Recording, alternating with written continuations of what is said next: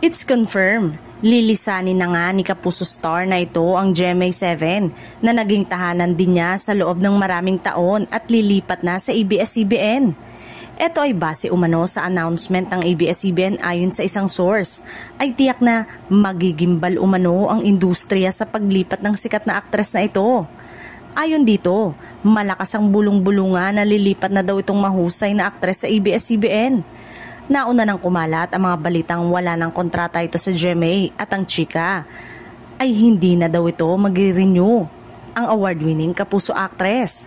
Hinihintay pa nga daw ng kanyang manager na malapit nang matapos sa serye nito sa GMA at magre-renew ng kontrata dahil first priority pa rin naman nila ang GMA. Mixed ang reaction ng netizen.